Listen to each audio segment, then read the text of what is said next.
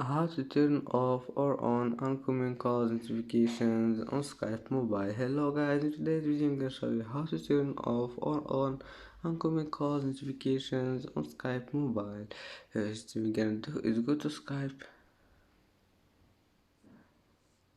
and then click this one on your profile and click settings and then click this one notifications.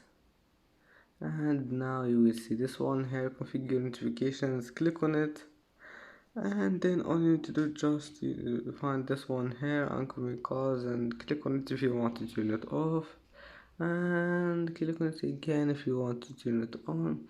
And that's it for today's video.